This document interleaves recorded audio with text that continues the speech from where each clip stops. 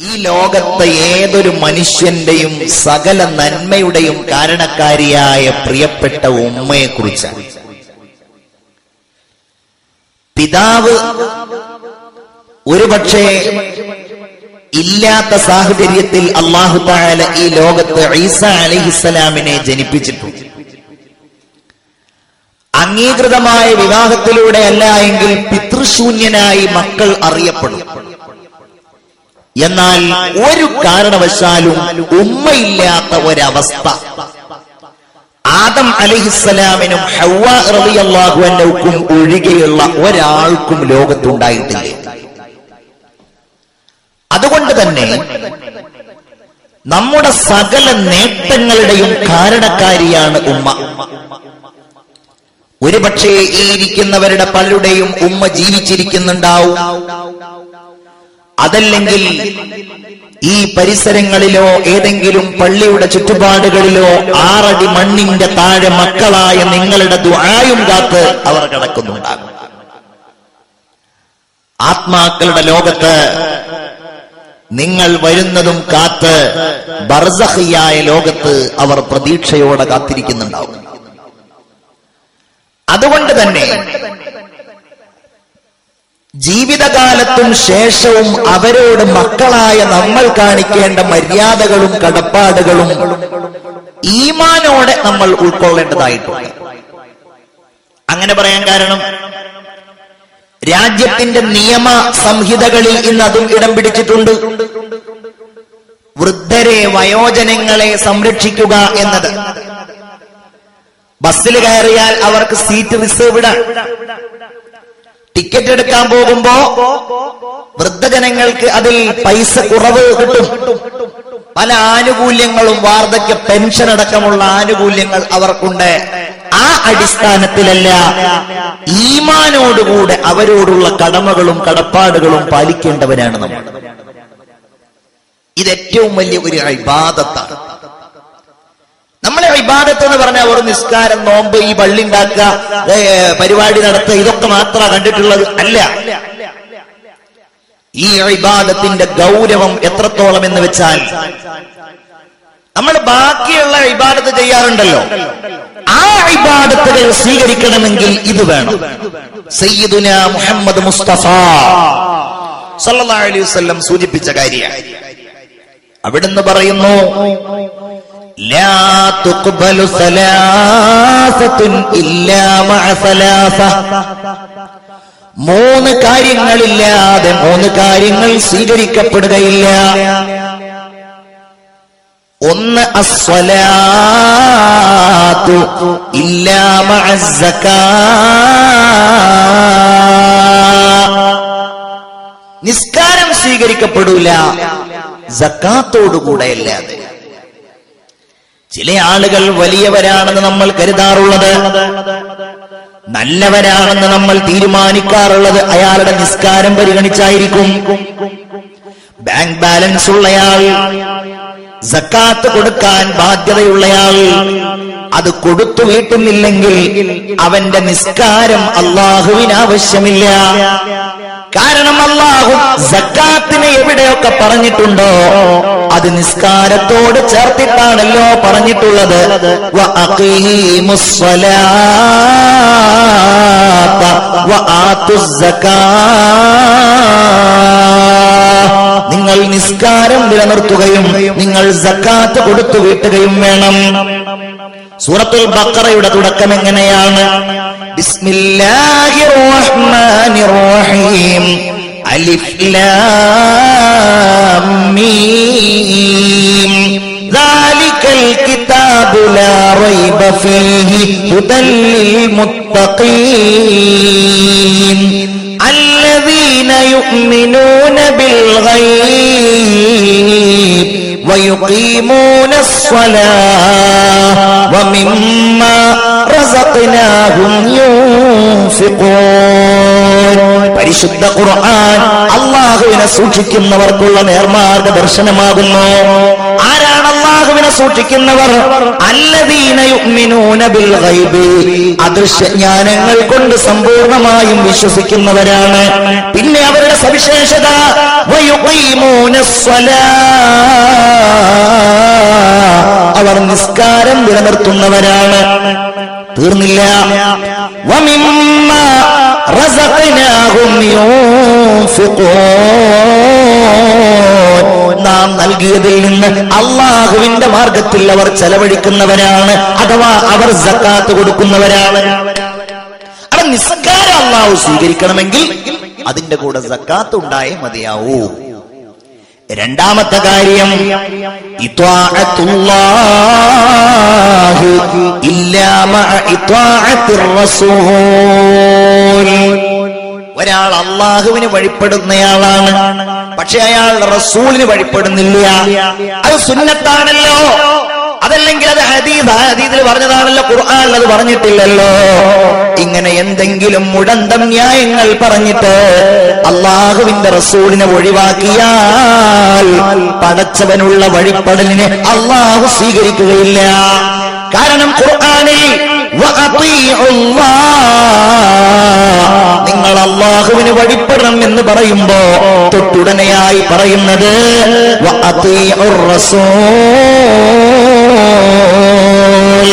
അല്ലാഹുവിനെ നിങ്ങൾക്ക് പരിചയപ്പെടുത്തിയ ഖുർആൻ നിങ്ങൾക്ക് പാരായണം ചെയ്തു തന്ന എല്ലാ നന്മകളും നിങ്ങൾക്ക് നൽകിയ ലോകത്തിന്റെ സകലമാന ഗുണങ്ങളും ഈ ലോകത്ത് അവതരിപ്പിച്ച എല്ലാ നന്മകളിലേക്കും ലോകത്തെ കൈപിടിച്ചു കൊണ്ടുപോയ ആദരവായ മുഹമ്മദ് മുസ്തഫ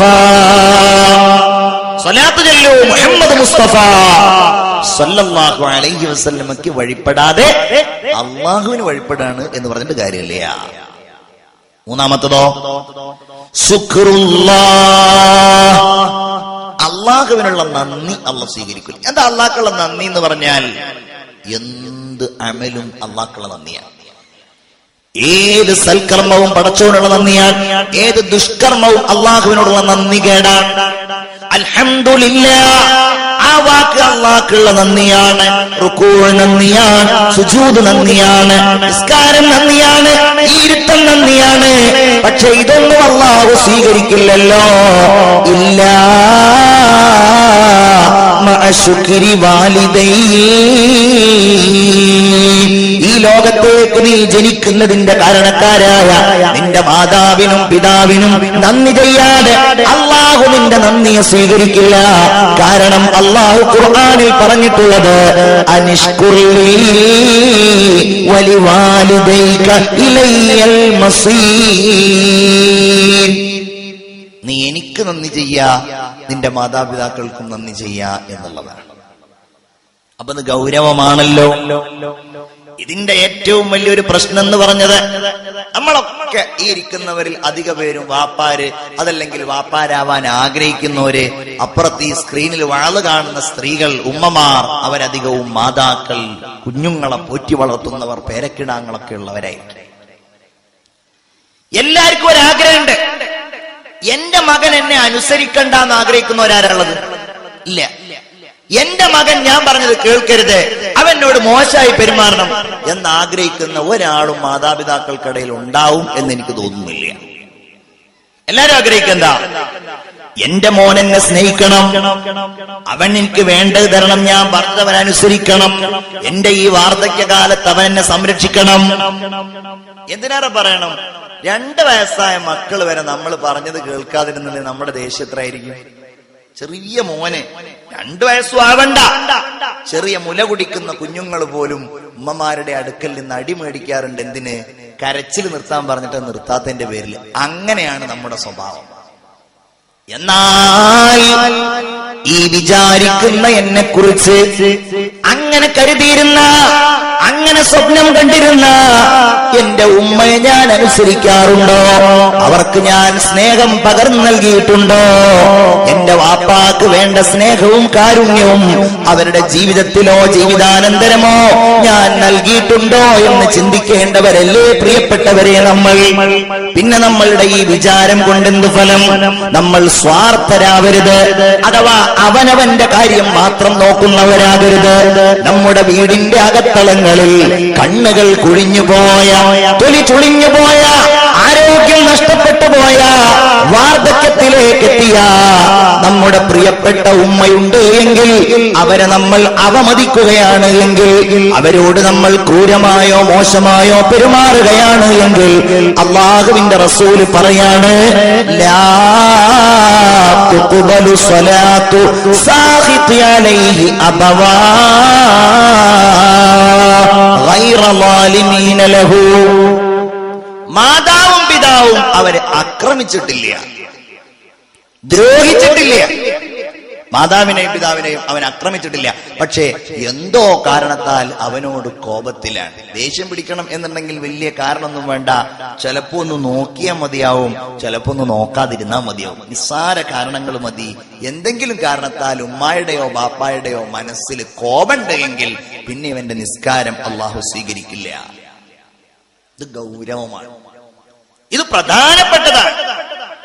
ഇന്നത്തെ കാലത്തെ ഏറ്റവും വലിയ പ്രശ്നവും അതാണ്. കാരണം സൗകര്യങ്ങൾ കൂടി, എല്ലാ സംവിധാനങ്ങളുമായി. ഒറ്റയ്ക്ക് താമസിക്കാൻ വേഗത്തിൽ മക്കൾക്ക് കഴിയുന്നു, വേഗത്തിൽ കുടുംബസമേതം ഗൾഫിലേക്ക് പറക്കാൻ കഴിയുന്നു. ഇവിടെ അവഗണന കൂടി വരുന്ന കാലഘട്ടമാണ്. അതാണ് നമ്മൾ തിരിച്ചെടുക്കേണ്ടത്. ഇല്ല, ഈ സമുദായത്തിന്റെ ഏറ്റവും വലിയ ഒരു ഉന്നതിയായി, മഹത്വമായി ഖുർആനിന്റെ അമരധ്വനി നമ്മുടെ മുമ്പിൽ മുഴങ്ങുകയാണ്. കോഴിക്കോട് കടപ്പുറത്ത് നമ്മുടെ ഒരു ചെറുപ്പക്കാരനായ പണ്ഡിത സുഹൃത്ത് വൈകുന്നേര സമയത്ത് അസ്തമാന സൂര്യന്റെ ചെങ്കതിരുകളും കടലിന്റെ ആടുന്ന അലറുന്ന തിരമാലകളും ആസ്വദിച്ച കടൽ തീരത്തിങ്ങനെ ഇരിക്കുകയാണ് കോഴിക്കോട് ബീച്ചിൽ. കുറച്ചപ്പുറത്ത് വേറെ ഒരാൾ ഇങ്ങനെ വന്നിരുന്നു. അങ്ങോട്ടും ഇങ്ങോട്ടൊക്കെ നോക്കി, ചിരിച്ചു, സംസാരിച്ചു. നിങ്ങൾ എവിടുത്തുകാരനാണ്? അയാൾ പറഞ്ഞു, ഞാൻ കോട്ടയത്തുകാരനാണ്. ആളൊരു ക്രിസ്ത്യാനിയാണ്. ഞാൻ ഇന്നയാളാന്ന് ഇയാളും പറഞ്ഞു. രണ്ടാളും അങ്ങോട്ടും ഇങ്ങോട്ടും ഇങ്ങനെ സംസാരിച്ച്, നിങ്ങൾ ഇവിടെ എന്ത് ചെയ്യുന്നു? ഞാൻ ഇവിടെ ഒരു ജ്വല്ലറി നടത്തുന്നു. താമസം എവിടെയാ? താമസിക്കുന്ന സ്ഥലം പറഞ്ഞു. വീട്ടിലാരൊക്കെയുണ്ട്? എന്റെ ഭാര്യയും എന്റെ കുഞ്ഞുങ്ങളുമുണ്ട്. അവരിവിടെ പഠിക്കാണ്. അമ്മയില്ലേ? അയാൾ പറഞ്ഞു, അമ്മ ഇല്ല. അതെന്തേ? അമ്മ കോട്ടയത്താണ്, അമ്മ ഇങ്ങോട്ട് വരാറില്ലേ? ഇല്ല. എന്തേ? അമ്മയുമായി ഞാൻ പിണക്കത്തിലാണ്. എന്താ കാര്യം? ഭാര്യയോ അമ്മയും യോജിച്ചു പോകില്ല. ചില ആളുകളുണ്ടല്ലോ, ആ മനസ്സിന്റെ കവാടം ചെറുതായിട്ടൊന്ന് മുട്ടിയാൽ മതി, അങ്ങ് തുറന്നു തരും നമ്മുടെ മുമ്പിൽ എന്നതുപോലെ ആ ചെറുപ്പക്കാരൻ ഇങ്ങനെ കവാടം തുറന്നു. അമ്മയുമായുള്ള വഴക്ക് പറഞ്ഞു, അമ്മയുമായുള്ള പിണക്കത്തിന്റെ കാരണങ്ങൾ പറഞ്ഞു. പെട്ടെന്ന് ഈ പണ്ഡിത സുഹൃത്ത് പറഞ്ഞു, എന്നാൽ ഞങ്ങൾക്കത് പാടില്ലല്ലോ. അതെല്ലാരും എന്താ നിങ്ങൾ അങ്ങനെ പറയുന്നത്? ഞങ്ങൾക്കത് പാടില്ല, ഞങ്ങളുടെ മതം അതിനനുവദിക്കുന്നില്ല, അത് ഞങ്ങളുടെ ആരാധനയുടെ ഭാഗമാണ് എന്ന് പറഞ്ഞു. മതത്തിൽ അങ്ങനെയുണ്ടോ? ഉണ്ട്. എന്താണ്? ഈ കൂട്ടുകാരൻ ഓതിക്കൊടുത്തു, ബിസ്മില്ലാഹിർ റഹ്മാനിർ റഹീം വഖളാ റബ്ബുക അല്ലാ തഅബുദൂ ഇല്ലാ ഇയ്യാഹു വബിൽ വാലിദൈനി ഇഹ്സാനാ ഇമ്മാ يبلغن عندك الكبر أحدهما أو كلاهما فلا تقل لهما أف ولا تنهرهما وقل لهما قولا كريما واخفض لهما جناح الذل من الرحمة وقل رب ارحمهما كما ربياني صغيرا. കോട്ടയത്തുകാരന് ഇനിയും കേൾക്കണം, അതിന്റെ അർത്ഥമറിയണം. അതിന്റെ ആശയ പ്രപഞ്ചത്തിലേക്ക് പണ്ഡിതനായ ഈ കൂട്ടുകാരൻ കോട്ടയത്തുകാരനെ കൊണ്ടുപോയപ്പോൾ സമയം കൂടുതൽ വേണ്ടി വന്നില്ല. മാതാവിനോടുള്ള സ്നേഹാധിക്യം കൊണ്ട് കണ്ണുകൾ നിറഞ്ഞ ആ ചെറുപ്പക്കാരൻ പറഞ്ഞു, ലാ ഇലാഹ ഇല്ലല്ലാഹ്. ഇത് ദീനിലല്ലാത്ത മറ്റേത് മതത്തിലുണ്ട്. വെല്ലുവിളിയൊന്നുമല്ല കേട്ടത്. മറ്റു മതങ്ങളിൽ ഉമ്മയെ ബഹുമാനിക്കണ്ട, വാപ്പയെ ബഹുമാനിക്കണ്ട എന്നുണ്ട് എന്നല്ല, പക്ഷെ ഇത്ര വിശദമായി ഈ കാരുണ്യത്തിന്റെ സ്നേഹസ്പർശം ഇത്ര ഹൃദ്യമായി എവിടെയുള്ളത്? എന്താ പറഞ്ഞത്? നിന്റെ റബ്ബ് വിധിച്ചിരിക്കുകയാണ് എന്ത്? അല്ലാ തഅബുദൂ ഇല്ലാ ഇയ്യാ, അല്ലാഹുവിനെ അല്ലാതെ നീ ആരാധിക്കരുത്, നിങ്ങൾ അല്ലാഹുവിനല്ലാതെ ഇബാദത്ത് ചെയ്യരുത്. ഇനി എന്താ അത് വേണ്ടത്? അതിലപ്പുറം വേറെ വല്ല വിധി ഉണ്ടോ? അത് പടച്ചോൻ വിധിച്ചതല്ലേ എന്നായിരിക്കും അല്ലെ? നമുക്ക് പടച്ചോന്റെ വിധിയെ പ്രശ്നമില്ലാത്തുള്ളൂ. ഹെൽമെറ്റ് വെക്കാതെ പോയിട്ടുണ്ടെങ്കിൽ എത്രയാ ഫൈന്? 150. എത്രയാണ്? 100. അത് ഭയങ്കര പേടിയാണ്. യാ അല്ലാഹ്, അത് കോടതിയുടെ വിധിയാണ്, അതിനൊക്കെ വലിയ ബേജാറാണ്. എല്ലാ വിഷയത്തിലും പടച്ചോന്റെ വിധി അത് ഇപ്പോഴൊന്നും കാണൂലല്ലോ എന്നുള്ളതാണ്. അല്ലാഹു പടച്ചോനെ ഇബാദത്ത് ചെയ്യുന്ന മുഅ്മിനീങ്ങളിൽ നമ്മളെ ഉൾപ്പെടുത്തുമാറാകട്ടെ. അപ്പൊ എങ്ങനെ ആ ഇബാദത്ത് വേണം എന്നിവിടെ അല്ലാഹ് പറയുന്നില്ല. പിന്നെന്താ പറയണത്? ആ ഇബാദത്തിന്റെ അടുത്ത രൂപം വബിൽ വാലിദൈനി ഇഹ്സാനാ, മാതാവിനോടും പിതാവിനോടും ഗുണപരമായ രീതിയിൽ വർത്തിക്കണമെന്നും അല്ലാഹു തമ്പുരാൻ കൽപ്പിച്ചിരിക്കുകയാണ്, അവൻ വിധിച്ചിരിക്കുകയാണ്. ഈ വാക്ക് ശ്രദ്ധിച്ചോങ്ങള്.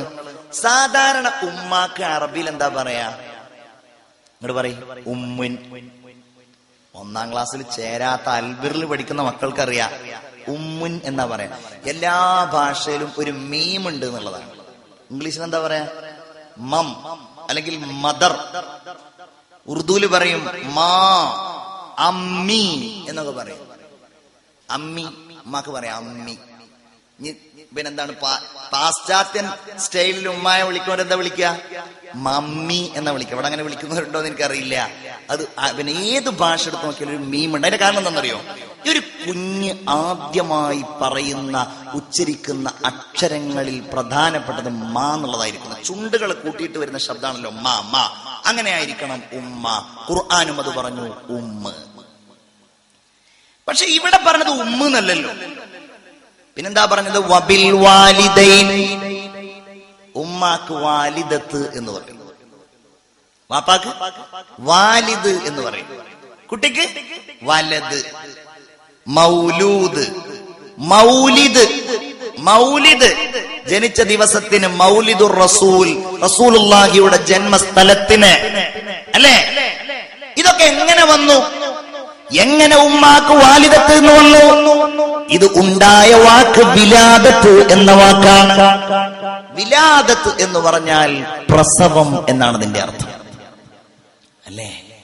ചിന്തിക്കുക, ഈ ലോകത്ത് ഒരാൾ മറ്റൊരാൾക്ക് ത്യാഗം സഹിക്കാതെ ഈ ലോകം മുന്നോട്ട് പോകില്ല. എന്താണെങ്കിലും നമ്മളിങ്ങനെ പറയും, ഞാൻ അവനക്ക് വേണ്ടി എന്തൊക്കെ സഹിച്ചിട്ടുണ്ട്. ഈ ലോകത്തിന്റെ ഒരു ക്രമം അങ്ങനെയാണ്. ഇവിടെ ഓട്ടോ ഓടിക്കുന്ന ഒരാൾ, സംഭവം നമ്മൾ അയാൾക്ക് ആ ഓട്ടോക്ക് വാടക കൊടുക്കുന്നുണ്ട്, പക്ഷെ അവൻ നമുക്ക് വേണ്ടി ഒരു ത്യാഗം സഹിക്കുക. അത് ലോകത്തിന്റെ ഒരു ക്രമമാണ്. അത് ജോലിയാവട്ടെ, സേവനമാകട്ടെ, എല്ലാരും മറ്റാളുകൾക്ക് ഇങ്ങനെ ഉപകാരം ചെയ്യുന്നുണ്ട്. ഞാൻ ഒരാൾക്ക് ഉപകാരം ചെയ്യൂല എന്ന് തീരുമാനിച്ച ഒരാളുണ്ടെങ്കിൽ അയാൾക്ക് ഈ ലോകത്ത് ജീവിക്കാൻ കഴിയില്ല. അപ്പൊ ഈ പള്ളി ഉണ്ടാക്കണം, ഒരു വീടുണ്ടാക്കണം അല്ലെ? എല്ലാം അങ്ങനെയാണ്. എന്നാൽ ഇതിൽ ഈ ഉപകാരങ്ങളിൽ നിന്ന് ഒരു മനുഷ്യൻ മറ്റൊരാൾക്ക് വേണ്ടി ചെയ്ത ഏറ്റവും വലിയ ഉപകാരം ഏതാന്ന് ചോദിച്ചാൽ എന്താ എന്റെ മറുപടി? എത്ര വയസ്സായി എന്ന് ആലോചിക്കുക. 52 വയസ്സായി, 48 വയസ്സായി, 33 വയസ്സായി, 25 വയസ്സായി. അത്രയും കൊല്ലം മുമ്പൊരു ദിവസത്തിൽ നിങ്ങളുടെ ഉമ്മ നിങ്ങളെ പ്രസവിച്ചുവല്ലോ. കഠിനമായ വേദനകൾ സഹിച്ചുകൊണ്ട്, വളരെ വളരെയധികം വേദനകളും കഷ്ടപ്പാടുകളും സഹിച്ചുകൊണ്ട്, അതിനേക്കാൾ വലിയ ഒരു ത്യാഗം, അതിനേക്കാൾ വലിയ ഒരു സഹനം ഇല്ല പ്രിയപ്പെട്ടവരെ. ഈ ലോകത്ത് നിങ്ങൾക്ക് വേണ്ടി ഒരാളും സഹിച്ചിട്ടില്ല. ഉമ്മ ഗർഭം ചുമന്നു നിങ്ങളെ, ഉമ്മ പ്രസവിച്ചു നിങ്ങളെ, ഉമ്മ നമ്മെ മുലയൂട്ടി. അത് ഓർമ്മയില്ലല്ലേ നമുക്ക്? ഇന്ന് ഉമ്മയോട് പോവാൻ പറയുമ്പോ, ഉമ്മയെ കാണാൻ നമ്മൾ മടി കാണിക്കുമ്പോ, സ്നേഹത്തോടെ മാതാവിന്റെ കൈകൾ പിടിക്കാൻ നമ്മൾ മടി കാണിക്കുമ്പോ, ഗൾഫിൽ പോകുമ്പോഴും ഉമ്മ ICU-വിലാണ്. പക്ഷെ ഞാൻ പോവാതിരിക്കുക എങ്ങനെയാണ്? ഉമ്മയുടെ മരണം കഴിഞ്ഞാ പറയൂന്ന് പറഞ്ഞിട്ട് ഒരിക്കലും ആ ഉമ്മയെ ഒരിക്കൽ പോലും നോക്കാൻ തയ്യാറാവാതെ ഹോസ്പിറ്റലിൽ നിന്ന് നേരെ എയർപോർട്ടിൽ പോയി ദുബൈയിൽ പോകുന്ന, ഖത്തറിൽ പോകുന്ന ഉമ്മയോട് സ്നേഹമുണ്ടോ എന്ന് സംശയിക്കുന്ന യുവാവേ, എന്റെ പ്രിയപ്പെട്ടവരെ, ആ ഉമ്മായുടെ ഗർഭവും പ്രസവവും മുലയൂട്ടലും. അതുകൊണ്ടാണല്ലോ മുത്തു റസൂലിന്റെ മുമ്പിൽ വന്ന് ഒരാൾ പറഞ്ഞു, യാ റസൂലല്ലാഹ് മൻ അഹഖുന്നാസി ബിഹുസ്നി സുഹ്ബതി, എനിക്ക് ഏറ്റവും കൂടുതൽ ബന്ധമുണ്ടാകേണ്ടത് ആരോടാണ്? എനിക്ക് കുറെ ആൾക്കാരുണ്ട് ഇവിടെ, ജ്യേഷ്ഠണ്ട്, അനുജണ്ട്, ഉമ്മണ്ട്, വാപ്പണ്ട്. ഇതിൽ നിന്ന് എനിക്ക് ഏറ്റവും ബന്ധം ഉണ്ടാവേണ്ടത് ആരോടാണ്? ഒന്നാമത് പറഞ്ഞു ഉമ്മുക്ക. പണ്ഡിതന്മാര് പറയുന്നു, കാരണം ആ ഉമ്മ നിന്നെ ഗർഭം ചുമന്നല്ലോ. ഗർഭത്തിന്റെ ആലസ്യം നമുക്കറിയണമെങ്കിൽ നമ്മുടെ ഭാര്യ ഗർഭിണിയാവണം. അത് കണ്ടവരായിരിക്കും നമ്മളൊക്കെ. ഭാര്യക്ക് തിരിയാൻ കഴിയില്ല, മറിയാൻ കഴിയില്ല, അവർക്ക് നല്ല ഒരു ഇഷ്ടമുള്ള ഭക്ഷണം കഴിക്കാൻ കഴിയില്ല. ആ വേവലാതിയോടെ, കണ്ണീരോടെ, ആ പ്രയാസത്തോടെ 10 മാസം നമ്മുടെ സന്താനത്തെ നമ്മുടെ ഭാര്യ ഗർഭം ചുമക്കുമ്പോ അതിന്റെ പ്രതിസന്ധികൾ നമ്മുടെ ഭാര്യയിൽ നമ്മൾ കാണുമ്പോ, അല്ലാ, എന്റെ ഉമ്മ എനിക്ക് ഇതുപോലെ ഭക്ഷണം ഒഴിവാക്കിയിട്ടുണ്ടല്ലോ, എന്റെ ഉമ്മ ഇതുപോലെ എനിക്ക് വേദന സഹിച്ചിട്ടുണ്ടല്ലോ, എന്റെ ഉമ്മ ഇതുപോലെ തിരിയാൻ കഴിയാതെ, മറിയാൻ കഴിയാതെ ഛർദിലുകൾ സഹിച്ച് പ്രയാസപ്പെട്ടിട്ടുണ്ടല്ലോ എന്ന് ചിന്തിക്കാനാണ് നമ്മൾ സമയം കണ്ടെത്തേണ്ടത്. പിന്നെ ആരാണ് നബിയേ? വീണ്ടും പറഞ്ഞു ഉമ്മുക്ക നിന്റെ ഉമ്മയാണ്. കാരണം നിന്റെ ഉമ്മ നിന്നെ പ്രസവിച്ചല്ലോ. വീണ്ടും ചോദിച്ചു പിന്നെ ആരാണ്? പിന്നെയും നിന്റെ ഉമ്മയാ. ആ ഉമ്മയല്ലയോ നിന്നെ മുലയൂട്ടിയത്? തീരൂല കടപ്പാട്. ഇതിനെന്താ നമ്മൾ പകരം നൽകുക? പകരം നൽകാൻ ഒന്നുമില്ല. ഒരാൾ നബിയുടെ മുമ്പിൽ വന്ന് തർക്കിച്ചു, ഒരു മാതാവും ഒരു പിതാവും. ഇന്നിപ്പോ അങ്ങനെയൊക്കെ ഉണ്ടാവും ഇടക്കിടക്ക്. പ്രശ്നം എന്താണ്? കുട്ടിയെ എനിക്ക് വേണം എന്നുള്ളതാണ് തർക്കം. ഇന്നുണ്ടാവും ചില ഡൈവേഴ്സ് കേസുകളിലൊക്കെ ഉണ്ടാവും. മോനെ വിട്ടുകിട്ടാനും മോളെ വിട്ടുകിട്ടാനൊക്കെ വലിയ കേസ് ഉണ്ടാവും, അല്ലേ? അപ്പോ നബിയുടെ മുമ്പിൽ വന്നിട്ട് രണ്ടാളും തർക്കിക്കാണ്. വാപ്പ പറഞ്ഞു എനിക്ക് വേണം എന്റെ മോനെ. അപ്പോ ഉമ്മ പറഞ്ഞു നബിയെ കൊടുക്കരുത്, ആ കുട്ടിയെ എനിക്ക് വേണം. വാപ്പ പറഞ്ഞു നബിയെ വലദീ ഖറജ മിൻ സുൽബി, ഇത് എന്റെ കുട്ടിയാണ്. വാപ്പയുടെ അവകാശവാദം, എന്റെ മോനാണ്. ആ സമയത്ത് ഉമ്മ പറഞ്ഞു പൊന്നുമോനെ, അല്ലാഹുവിന്റെ റസൂലേ, ആ കുട്ടി അയാളുടേതാണെന്ന് അയാൾ പറഞ്ഞു. ശരി, പക്ഷെ അയാൾ എന്തെങ്കിലും പ്രയാസം അനുഭവിച്ചിട്ടുണ്ടോ? അയാൾ വളരെ ലഘുവായിട്ടാണ് ആ കുഞ്ഞിനെ ചുമന്നിട്ടുള്ളത്. അയാൾ ആ കുഞ്ഞിനെ എന്നിൽ നിക്ഷേപിച്ചിട്ടുള്ളത് അയാളുടെ കാമവികാരം പൂർത്തീകരിക്കുന്നതിന് വേണ്ടിയാണ്. എന്നാൽ കഠിനമായ പ്രയാസം സഹിച്ചിട്ടാണ് ഞാൻ ആ കുഞ്ഞിനെ ഗർഭം ചുമന്നത്. വളരെ പ്രയാസവും ബുദ്ധിമുട്ടും സഹിച്ചിട്ടാണ് ഞാൻ ആ കുഞ്ഞിനെ പ്രസവിക്കുകയും ചെയ്തത്. അല്ലാഹുവിന്റെ റസൂൽ ഈ കുഞ്ഞിനെ മാതാവിന് കൈമാറി എന്നാണ് ചരിത്രത്തിൽ നമുക്ക് കാണാൻ കഴിയുന്നത്. ഉമ്മ സഹിച്ച കഷ്ടപ്പാടുകൾ നമ്മൾ ഓർത്തെടുക്കണ്ടേ? എന്നിട്ട് ആ ഉമ്മയുടെ ജീവിതത്തിൽ നമ്മൾ സാന്ത്വനമായിട്ട് മാറണ്ടേ? ഒരാൾ നബിയോട് വന്ന് ചോദിച്ചു, യാ റസൂലല്ലാഹ്, ഞാൻ ഉമ്മയോടാണോ ബാപ്പയോടാണോ വലിയ കടപ്പാട് കാണിക്കേണ്ടത്? അവിടുന്ന് പറഞ്ഞു, അല്ലതീ ഹമലത് ബൈനൽ ജംബൈൻ, ശരീരത്തിന്റെ 2 ഭാഗങ്ങൾക്കിടയിൽ നിന്നെ ചുമന്നതാരോ? അല്ലേ? നമ്മളിന്ന് വലിയ ആൾക്കാരായിട്ടുണ്ടെങ്കിൽ നമ്മുടെ ആദ്യത്തെ ഭക്ഷണവും നമ്മുടെ തുടക്കത്തിലെ ഭക്ഷണം ഏതായിരുന്നു? ആദ്യത്തെ ഭക്ഷണം ഏതാ? ഉമ്മ കഴിക്കുന്ന ഭക്ഷണത്തിൽ നിന്നുള്ള രക്തം, അതല്ലേ? ഉമ്മയെ നേർക്കൊരു ചവിട്ട് തന്നാലുണ്ടല്ലോ എന്ന് പറഞ്ഞ് കാലുകൊണ്ട് ഉമ്മയെ ചവിട്ടുന്നില്ലെങ്കിലും നിലത്ത് ചവിട്ടുന്ന മക്കളെ, നിങ്ങൾ ചവിട്ടാൻ ഉപയോഗിക്കുന്ന ആ കാലുകളുടെ ഒരൽപ്പം മുകളിലായി ഒരടയാളം, ഒരു മുദ്ര അല്ലാഹു നിങ്ങളുടെ ശരീരത്തിൽ വെച്ചിട്ടുണ്ട്. അത് പൊക്കിൽ കൊടിയുടെ അടയാളമാണ്. എന്താ പൊക്കിൽ കൊടി? ഉമ്മയുടെ ഗർഭപാത്രത്തിൽ നിന്ന് നിങ്ങളുടെ വളർച്ചക്കാവശ്യമായ രക്തം ആ പൊക്കിൽ കൊടിയിലൂടെയാണ് നമ്മുടെ ശരീരത്തിലേക്ക് ചെന്നത്, അല്ലേ? റസൂലുള്ള പറഞ്ഞു,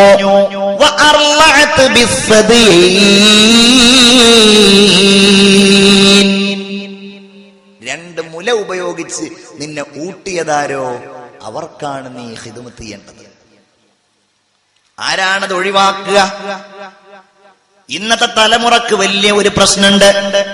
ഇന്നത്തെ തലമുറ രണ്ട് കാര്യങ്ങൾക്ക് തയ്യാറാകുന്നില്ല. പ്രസവിക്കുവാനും ഗർഭം ചുമക്കാൻ തയ്യാറാകുന്നുണ്ട്, പ്രസവിക്കാൻ തയ്യാറാകുന്നില്ല. അപ്രകാരം മുലയൂട്ടാനും തയ്യാറാകുന്നില്ല. കാസർഗോഡൊക്കെ അതുണ്ടോന്ന് എനിക്കറിയില്ല. ഹോസ്പിറ്റലിൽ പോയി നോക്കൂ, ഇവിടെ എത്ര പ്രസവം നടന്നു? 20 പ്രസവം. അതിൽ നോർമൽ 1, സിസേറിയൻ 19. കാരണം എന്താ? ഡോക്ടർമാരോട് ചീത്ത പറഞ്ഞ ഡോക്ടർമാരോട് അതിനെക്കുറിച്ച് ക്വസ്റ്റ്യൻ ചെയ്തിട്ടുണ്ടെങ്കിൽ അവർ പറയും, ഇത് ഞങ്ങൾ അങ്ങോട്ട് പ്രൊമോട്ട് ചെയ്തതല്ല, അവരിങ്ങോട്ട് പറഞ്ഞതാന്ന് പറയും. സിസേറിയൻ ആയിക്കോട്ടെ, എന്നാ 2ഓ 3ഓ ക്ലോസ് ചെയ്യുമല്ലോ, പ്രസവം നിർത്തുമല്ലോ, അതൊരു സൗകര്യം. മാത്രല്ല വേദന അനുഭവിക്കണ്ടല്ലോ എന്നുള്ള. പഴയ കാലത്തുള്ള ഉമ്മമാര് പറയും, ഞാൻ നിന്നെ നൊന്തു പ്രസവിച്ചതാണ്, ആ നോവ് പോലും അനുഭവിക്കാൻ പുതിയ തലമുറയിലെ പെൺകുട്ടികൾ തയ്യാറാകുന്നില്ലത്രേ. മറ്റൊന്ന് മുലയൂട്ടലാണ്. ഉമ്മ, നമ്മുടെ മേൽ ഉമ്മാക്ക് മക്കളോടുള്ള ബാധ്യതയിൽ പ്രധാനപ്പെട്ടതാണ് ആ മുലയൂട്ടലിന്റെ, പ്രസവിച്ചതിന്റെ പ്രഥമഘട്ടത്തിലുള്ള പാല് കുഞ്ഞുങ്ങൾക്ക് നൽകുക എന്നത് നിർബന്ധമാണ്. പണ്ഡിതന്മാര് പറയുന്നു അത് ആദ്യത്തെ 7 ദിവസം വരുന്നതാണ്, ചിലർ പറയുന്നു അത് 10 ദിവസം വരുന്നതാണ്. ഏതായാലും പ്രഥമമായിട്ട് മുലയിൽ നിന്ന് വരുന്ന ആ പാല് കോളസ്ട്രം എന്നാണ് അത് അറിയപ്പെടുക. അതിൽ ഭയങ്കര പോഷകങ്ങളാണെന്നാണ്. ചിന്തിച്ചു നോക്കൂ, ശരീരത്തിന്റെ ഏത് ദ്വാരത്തിലൂടെ വരുന്നതും വേസ്റ്റാണ്. മൂക്കിലൂടെ വരുന്നത്, വായിലൂടെ വരുന്നത്, അപ്രകാരം ഏത് ദ്വാരങ്ങളിലൂടെ വരുന്നതാണെങ്കിലും വേസ്റ്റാണ്. ഏതൊഴികെ? മുലയിലൂടെയുള്ളതൊഴികെ. അല്ലാഹു വലിയ കാരുണ്യം ചെയ്തതല്ലേ അത്? ശാസ്ത്രീയമായി തെളിയിക്കപ്പെട്ട ഒരു സംഗതിയാണ്. ഒരു കുഞ്ഞ് ലോകത്തേക്ക് ജനിച്ച് അവൻ ആദ്യത്തെ 18 മാസത്തിന്റെ ഉള്ളിലാണ് അവന്റെ എല്ലുകളും പല്ലുകളും ഇങ്ങനെ ഉറപ്പുള്ളതായി മാറുന്നത്, അവന്റെ നാഡീവ്യൂഹങ്ങൾ രൂപപ്പെടുന്നത്, അവന്റെ ബുദ്ധി ഉറക്കുന്നത്, അവൻ എഴുന്നേൽക്കാൻ ശ്രമിക്കുന്നത്. എവിടുന്ന അതിനുള്ള ഭക്ഷണം കിട്ടുക? നമ്മളെപ്പോലെ ചിക്കനും മട്ടനൊക്കെ കഴിക്കാൻ ആ കുട്ടിക്ക് കഴിയോ? പല്ലുണ്ടോ? തൊണ്ട അതിനായിട്ടുണ്ടോ? ഇല്ല. അവന്റെ വായയിലേക്കും തൊണ്ടയിലേക്കും അവന്റെ ആമാശയത്തിലേക്കും അനുയോജ്യമായ എല്ലാ പോഷകങ്ങളുള്ള ഒരേ ഒരു ഭക്ഷണം മാതാവിന്റെ മുലപ്പാല. എന്താ നമ്മൾ പകരം കൊടുക്കുക? അല്ലേ? താലോല പാട്ടുകൾ പോലെ വേറൊരു പാട്ടുണ്ടോ? താരാട്ടാനുമ്മയെ പോലെ മറ്റൊരു കൂട്ടുണ്ടോ? ഉമ്മാന്റെ മടിത്തട്ട് സ്വർഗീയ പൂന്തട്ട് സ്നേഹക്കാവാണ് ഉമ്മ, സഹനക്കടലാണ്. ഉമ്മാന്റെ കലടിപ്പാടിലാണ് സുവർഗം ഓർത്തോളി. പുതമതിയായി മുത്തു മുഹമ്മദിൻ തുമൊഴിയുള്ളിലുറച്ചോളി. അമ്മിഞ്ഞ പാലിൻ മധുരം ഇന്ന് മറക്കാമോ? അമ്മിഞ്ഞ പാലിൻ മധുരം ഇന്ന് മറക്കാമോ? 1000 പോറ്റുമ്മ വന്നാൽ സ്വന്തം പെറ്റുമ്മ ആയിടുമോ?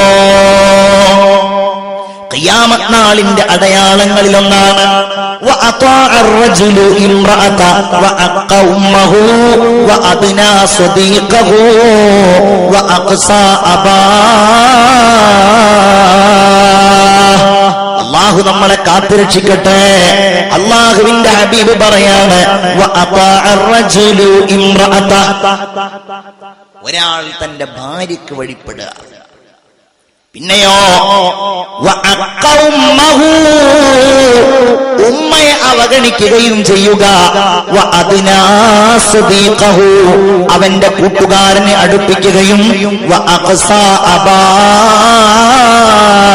അവന്റെ വാപ്പയെ അവഗണിക്കുകയും ചെയ്യുക. ഞാനിവിടെ വന്നപ്പോൾ സിദ്ദീഖും അതുപോലെ ഫാറൂഖും ഒക്കെ എന്നോട് പറഞ്ഞു, ഇവിടെ 100% ഗൾഫിലുള്ള ആളുകളാണ് എന്ന്. ഈ ഇരിക്കുന്നവരിൽ പലരും ഗൾഫ് റിട്ടേണേഴ്സ് ആയിരിക്കും. ഇപ്പൊ നിങ്ങളുടെ മക്കള് ഗൾഫിലുണ്ടാകും, നമ്മളൊക്കെ ഗൾഫിലായിരിക്കും.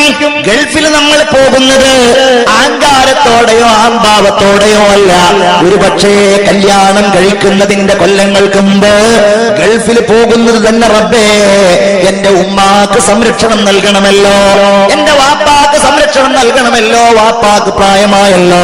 ഗൾഫിലൂടെ നടന്നു പോകുമ്പോ ദുബൈയിലെ മാർക്കറ്റിൽ അവിടെയുള്ള പച്ചക്കറി കടകളിൽ ബക്കാലകളിലൊക്കെ പോകുമ്പോ അവിടെയുള്ള ഏതെങ്കിലും ചെറുപ്പക്കാരനോട് സംസാരിക്കുമ്പോ അവര് പറയാറുണ്ട്, മോനെ നീ വന്നിട്ട് എത്ര കൊല്ലമായി?